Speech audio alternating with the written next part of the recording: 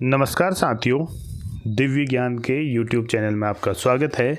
मेरा नाम है गिरीश मिश्रा और आप देख रहे हैं सहायक अध्यापक LT पर आधारित हमारी विशेष सीरीज शिक्षण अभिरुचि, जिसका आज का टॉपिक है बुद्धि यानी कि इंटेलिजेंस।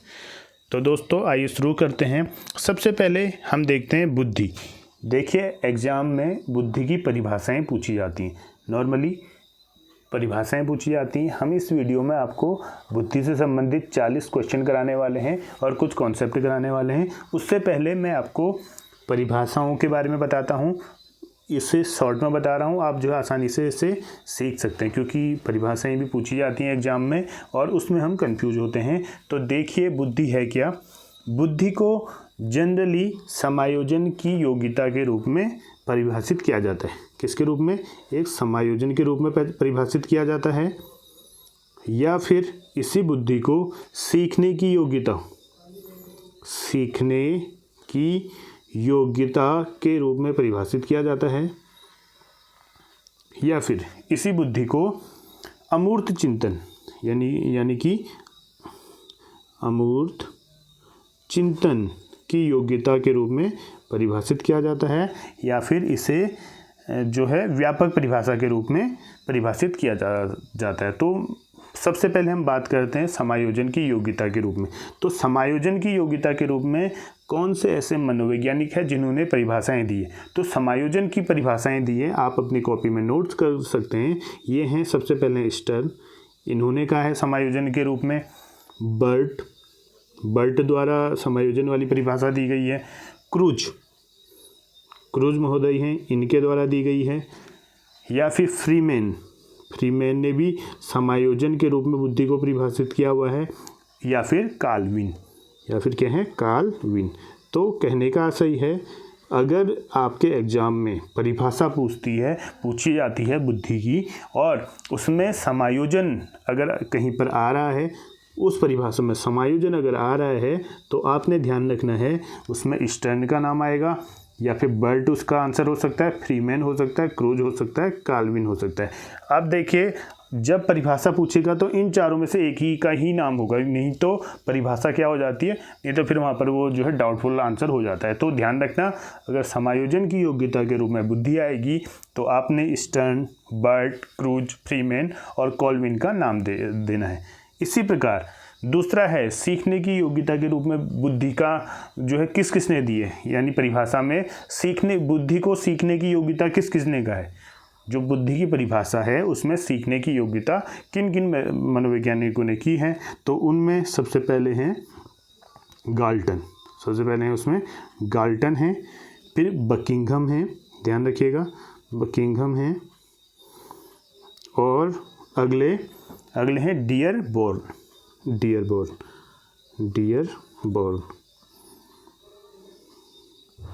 तो ध्यान रखना, सीखने की योग्यता के रूप में बुद्धि किसने कहा है? गाल्टन ने कहा है, बकिंघम ने कहा है और डियरबोर्न ने कहा है। इसी प्रकार अगली जो बुद्धि को परिभाषित किया है अमूर्त चिंतन के रूप में परिभाषित करने वाले हैं, उनका नाम है बिने और टर्मन। क्या है? बिने और टर्मन। जो बिने और अगर कहीं पर अमूर्त चिंतन की बात आएगी तो बिने और टर्मन पे आपने सही निशान लगाना है। आगे बढ़ते हैं। इसी प्रकार अगर व्यापक परिभाषा आ रही है, मतलब उसमें समायोजन भी नहीं आ रहा है, योग्यता भी नहीं आ रही है, सीखने की योग्यता भी नहीं आ रही है, अमूर्त चिंतन की बात भी नहीं आ रही, तो इसका मतलब उस परिभाषा को देने वालों में सबसे पहले नाम आएगा वेसलर का, या वो परिभाषा वेसलर ने दी है, या फिर वो परिभाषा रॉबिन्सन ने दी है, या फिर किसने दी है? रॉबिन्सन ने दी है, या फिर वो परिभाषा दी है स्टोडार्ड ने दी है। तो दोस्तों, मैंने आपको ये इसलिए बताया क्वेश्चन कराने से पहले, क्योंकि यदि एग्ज़ाम में परिभाषा आती है समायोजन की, तो आपने ध्यान रखना है उसमें समायोजन की योग्यता के रूप में बुद्धि को स्टर्न, बर्ट, क्रूज, फ्रीमैन और कार्लविन ने दिखाया है। सीखने की योग्यता के रूप में बुद्धि को परिभाषित गाल्टन, बकिंघम और डियरबोर्न ने जो है परिभाषित किया है। अमूर्त चिंतन की योग्यता के रूप में बुद्धि को बिने और टर्मन ने दिया है, और बुद्धि की व्यापक परिभाषा दी है वेस्लर, रॉबिन्सन तथा रॉबिन्सन और स्टेडार्ड ने। तो इसी प्रकार आइए शुरू करते हैं आज की हमारी जो 40 प्रश्न इसके अंतर्गत आएंगे, इनकी सीरीज देखते हैं। प्रश्न नंबर पहला है, सर्वप्रथम बुद्धि शब्द का प्रयोग किसने किया था? गाल्टन ने किया, कैटल ने किया, बिने ने किया या फिर साइमन ने किया? तो इसका सही आंसर है गाल्टन। गाल्टन ने सर्वप्रथम इंटेलिजेंस शब्द का प्रयोग किया। तो दोस्तों अगले प्रश्न में जाते हैं। मानसिक आयु शब्द का सर्वप्रथम प्रयोग किसने किया? तो ये प्रयोग किया अल्फ्रेड बिने ने। अगला प्रश्न है, निम्न में से मानसिक परीक्षण शब्द का प्रयोग किसने किया? इसका सही आंसर है कैटल।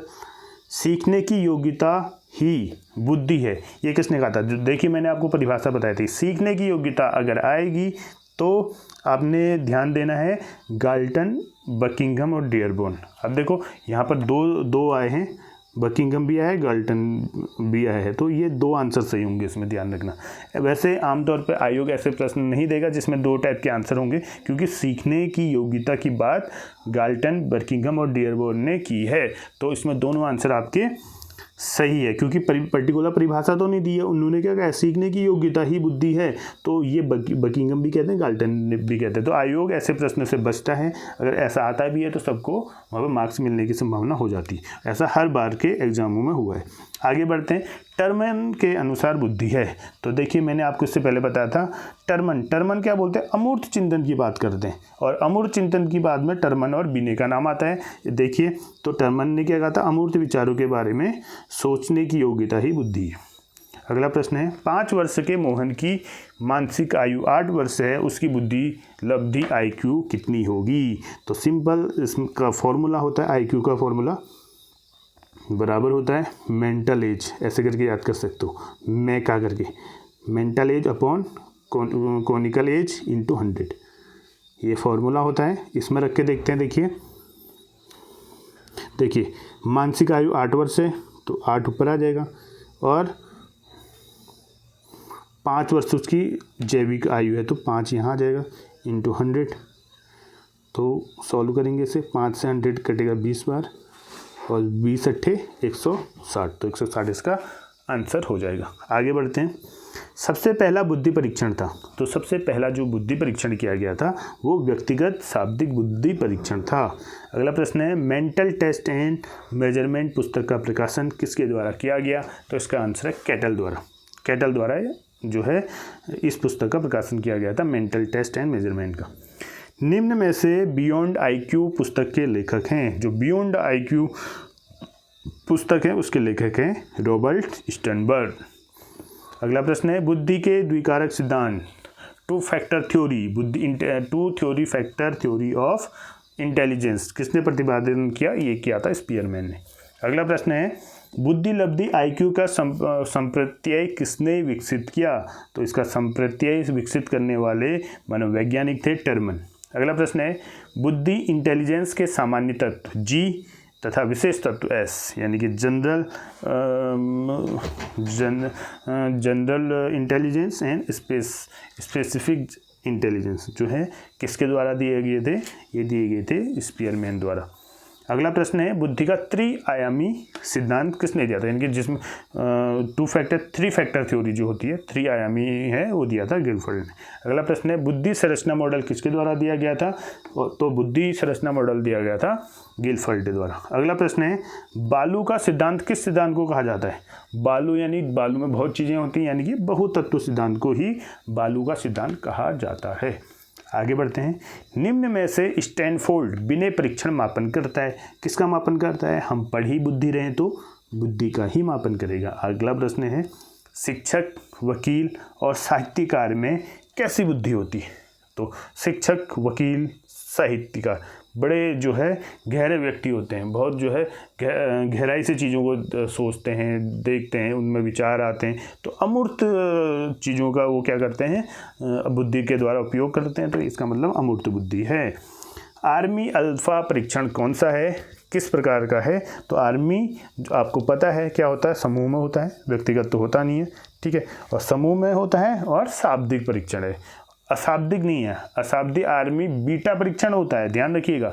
आर्मी अल्फा परीक्षण है सामूहिक शाब्दिक परीक्षण। अगला प्रश्न है गैरेट ने बुद्धि के कितने प्रकार बताए? गैरेट ने बुद्धि के 3 प्रकार बताए। अगला प्रश्न है बहुबुद्धि के सिद्धांत किसने दिया? ये सिद्धांत भी दिया था गार्डनर ने। आगे बढ़ते हैं।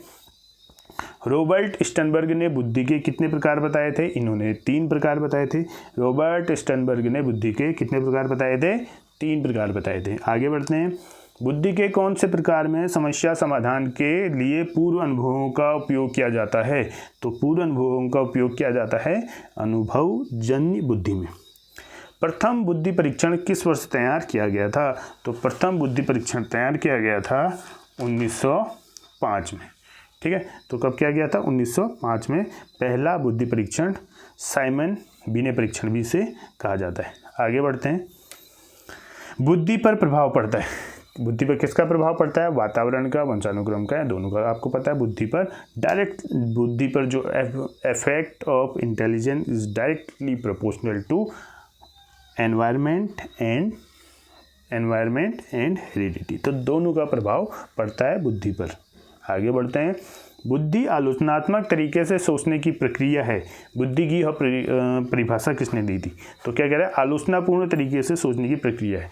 तो देखिए जो मैंने परिभाषा बताई थी वो उसमें सिर्फ जो है तीन चार चीज़ें थी। एक क्या थी? मैंने आपको बताया था समायोजन, सीखने की योग्यता, अमूर्त चिंतन और बुद्धि की व्यापक परिभाषाओं की बात की थी। देखो ये उनमें नहीं है। देखो तो ध्यान रखना, कुछ परिभाषाएं आपको याद अलग से करनी पड़ेगी। तो उनमें से ये परिभाषा भी है कि बुद्धि आलोचनात्मक तरीके से सोचने की प्रक्रिया है। तो ये प्रक्रिया है, ये परिभाषा दी थी स्टर्नबर्ग ने। निम्न में से जड़ बुद्धि बालक का बुद्धि स्तर है। तो जड़ बुद्धि बालक स्तर 0 से 25 IQ वाले होते हैं जड़ बुद्धि बालक। अगला प्रश्न है निम्न में से बुद्धि की विशेषता है। तो क्या बुद्धि स्थिर रहती है, क्या परिवर्तनशील रहती है, या उपरोक्त सभी है? तो बुद्धि कभी स्थिर नहीं रहती। तो ये ध्यान रखना, स्थिर नहीं रहती है तो उपरोक्त सभी तो वैसे भी नहीं होगा। परिवर्तनशील रहती है, अपरिवर्तनशील। आपको पता है बुद्धि फिरती है, बदलती है। कभी बुद्धि जो है सही काम करने लग जाती है, कभी बुद्धि गलत काम करने लग जाती है। तो इसका कहने का मतलब है बुद्धि की विशेषता है परिवर्तनशील। परिवर्तन ही संसार का नियम है और बुद्धि ही, और परिवर्तन ही एक प्रकार से बुद्धि की विशेषता है। अगला प्रश्न है अशिक्षित व्यक्तियों के लिए कौन से इंटेलिजेंस परीक्षण का निर्माण किया गया? अशिक्षित व्यक्ति है तो जैसा भी मैंने बताया था अशाब्दिक परीक्षण होता है। आर्मी बीटा परीक्षण को अशिक्षित व्यक्तियों के लिए प्रयोग में लाया जाता है। अगला प्रश्न है ड्रॉमैन परीक्षण का अन्य नाम क्या है? ड्रॉमैन परीक्षण का अन्य नाम है मनुष्यकर्षण परीक्षण। अगला प्रश्न है बुद्धि और विकास एक दूसरे के क्या हैं? पूरक हैं, ये ध्यान रखिएगा। एक सफल इंटीरियर डिजाइनर की बुद्धि किस प्रकार की होती है? तो इंटीरियर डिजाइनर है तो डिजाइन अमूर्त बुद्धि से संबंधित होता है। प्राइमरी मेंटल एबिलिटी PMA पुस्तक के प्रतिपादक कौन है? इसे PMA पुस्तक भी कहते हैं, प्राइमरी मेंटल एबिलिटी। ये एक पुस्तक है, इसको लिखने वाले थे HL थर्स्टन। आगे बढ़ते हैं। निम्न में से गिलफर्ड की संरचना में शामिल आयाम नहीं है। तो गिलफर्ड ने किन की बात नहीं की थी? संक्रिया की बात की थी, विषय वस्तु की भी बात की थी, उत्पाद की भी बात की थी। उन्होंने मूल्यांकन की बात नहीं की थी। आगे बढ़ते हैं। निम्नलिखित में से कौन सा कथन सत्य है? लड़के अधिक बुद्धिमान होते हैं। क्या लड़के अधिक बुद्धिमान होते हैं? लड़कियां अधिक बुद्धिमान होती हैं। क्या लड़कियां अधिक बुद्धिमान होती हैं? सामान्यतः लड़के लड़कियों से अधिक बुद्धिमान होते हैं। अब देखिए ये कोई बात थोड़ा होती है कि ये बुद्धिमान होता है वो बुद्धिमान होता है, ऐसा कोई पैमाना नहीं है। इसका मतलब बुद्धि का लिंग के साथ किसी भी प्रकार का संबंध नहीं है। बुद्धि तो बुद्धि है, किसी में भी ज़्यादा हो सकती है, किसी में भी कम हो सकती है। अगला प्रश्न है अधिकांश व्यक्तियों की बुद्धि औसत होती है, बहुत कम लोग प्रतिभा संबंध होते हैं तथा बहुत कम मंद बुद्धि के होते हैं। यह कथन जो है किस सिद्धांत पर आधारित है? तो यह सिद्धांत है बुद्धि के वितरण, डिस्ट्रीब्यूशन लॉ ऑफ इंटेलिजेंस पर यह आधारित है। अगला प्रश्न है आप देखते हैं कि एक छात्र बुद्धिमान है तो आप क्या करेंगे? तो आप करेंगे कि वह जैसे प्रगति कर सके उस तरह उसे मोटिवेट करेंगे, अनुप्रेरित करेंगे। अगला प्रश्न है गिलफर्ड ने बुद्धि संबंधी मॉडल के कुल कितने कोष बताए हैं? तो उन्होंने गिलफर्ड ने बुद्धि संबंधी मॉडल के कुल 120 कोष बताए हैं। अगला प्रश्न है बुद्धि का वैज्ञानिक मापन सर्वप्रथम किसने किया था? तो वो किया था बिने ने। अगला प्रश्न है अवधारणाओं का विकास मुख्य रूप से किससे संबंधित है? तो अवधारणाओं का विकास मुख्य रूप से बौद्धिक विकास से संबंधित है। अगला प्रश्न है, निम्न में से बुद्धि का कौन सा प्रकार गार्डनर द्वारा नहीं सुझाया गया है? तो गार्डनर ने क्या क्या नहीं कहा, भाषाई की बात कही थी, तार्किक गणितीय बुद्धि भी कही, संगीतात्मक भी कही, संस्कृति बुद्धि उन्होंने नहीं कही थी। तो ये 40 प्रश्न हमने आपको आज जो बताए हैं बहुत ही उपयोगी सिद्ध होने वाले हैं। आपको आगामी LT लेक्चरर, CTET, UTET, आप कोई भी एग्जाम देते हैं सभी में आपको ये उपयोगी सिद्ध होने वाले हैं। अब इससे संबंधित कुछ 1-2 कॉन्सेप्ट हैं, उन पर ध्यान देते हैं। देखिए आगे, देखिए कुछ बुद्धि के सिद्धांत हैं और उनके प्रतिपादक हैं। जैसे बुद्धि का एक कारक सिद्धांत, 1 फैक्टर थ्योरी देने वाले हैं अल्फ्रेड बिने, जो कि फ्रांस के रहने वाले हैं। द्विकारक सिद्धांत, बुद्धि का द्विकारक 2 फैक्टर थ्योरी दी स्पेरमैन। 3 कारक सिद्धांत के जो जिन्होंने दिया था स्पेरमैन है। बहुकारक सिद्धांत थर्नडाइक। बहुकारक मल्टीपल इंटेलिजेंस थ्योरी किसने दी थी? थर्नडाइक। इस पर आप बताइएगा थर्नडाइक ने दी थी या नहीं दी थी बहुकारक सिद्धांत, ध्यान दीजिएगा। अगला है बहुबुद्धि सिद्धांत, वो हावर्ड गार्डनर। हाँ, तो मेरे को इसमें थोड़ा कंफ्यूज हो रहा था, बहुकारक और बहुबुद्धि सिद्धांत अलग अलग चीज़। बहुकारक सिद्धांत थर्नडाइक ने ही दिया था, जबकि बहुबुद्धि सिद्धांत दिया था हावर्ड गार्डनर ने। क्योंकि मुझे थोड़ा कन्फ्यूजन हो रहा था कि देखो आपको भी यहाँ पर कन्फ्यूजन हो सकता है, बहुकारक सिद्धांत अलग है और बहुबुद्धि सिद्धांत अलग है। बहुकारक सिद्धांत थर्नडाइक ने दिया था, जबकि बहुबुद्धि सिद्धांत जो है हावर्ड गार्डनर ने दिया था, ध्यान रखिएगा इसका। समूहकारक सिद्धांत दिया था थर्स्टन ने। त्रिआयामी सिद्धांत दिया था गिलफर्ड ने। त्रितंत्र या त्रिचापी सिद्धांत दिया था रॉबर्ट स्टर्नबर्ग ने। प्रतिदर्श सिद्धांत दिया था थॉमसन ने। पदानुक्रमिक सिद्धांत दिया था सिरिल बर्ट वर्नन ने। और तरल ठोस सिद्धांत दिया था कैटल ने। इसी प्रकार आज का अंतिम स्लाइड पर आते हैं। देखिएगा कुछ इंपॉर्टेंट थ्योरी है। समूहकारक सिद्धांत प्राथमिक मानसिक योग्यता का सिद्धांत इसे कहा जाता है, कुछ अन्य नाम है इनके। समूहकारक सिद्धांत को हम प्राथमिक मानसिक योग्यता का सिद्धांत भी कहते हैं। बहुकारक सिद्धांत को हम बालू का सिद्धांत भी कहते हैं या परमाणुवादी सिद्धांत भी कहते हैं। देखिए आ सकता है एग्जाम में कि बालू का सिद्धांत है या परमाणुवादी सिद्धांत किसे कहा जाता है, तो वो बुद्धि का बहुकारक सिद्धांत है, जिसे बालू का सिद्धांत और परमाणुवादी सिद्धांत भी कहा जाता है। अगला प्रश्न है, एक कारक सिद्धांत का दूसरा नाम निरंकुशवादी सिद्धांत भी है, क्योंकि निरंकुश से हम बोल रहे हैं कि एक ही सब कुछ करा रहा है, तो उसे निरंकुशवादी सिद्धांत भी कहते हैं। त्रिआयामी सिद्धांत, इसको बुद्धि का प्रतिरूप, प्रतिमान सिद्धांत या फिर 3D थ्योरी ऑफ इंटेलिजेंस भी कहा जाता है। इसी प्रकार अंतिम है आज प्रतिदर्श सिद्धांत, इसका अन्य नाम वर्ग घटक सिद्धांत या न्यायदर्श सिद्धांत भी इसे कहा जाता है। तो दोस्तों आज हमने जो है बुद्धि के विषय में पढ़ा, इससे संबंधित कुछ परिभाषाएं देखी, इससे संबंधित इम्पोर्टेंट 40 प्रश्न आपको बताए और इससे संबंधित जो है सिद्धांतों के उपनाम जो हैं उनको आपको बताया है। तो उम्मीद करता हूँ आपको ये जो बुद्धि वाला कॉन्सेप्ट है समझ में आया होगा, आपके आगामी भर्ती परीक्षाओं में ये उपयोगी सिद्ध होगा। आप इसी तरीके से अगर हमारी इस वीडियो में कुछ किसी प्रकार की त्रुटि होती है तो आप कमेंट बॉक्स पे से लिखिएगा, उससे हम सुधार की कोशिश करेंगे। तब तक के लिए धन्यवाद, मिलते हैं अपने किसी नए कॉन्सेप्ट के साथ। धन्यवाद।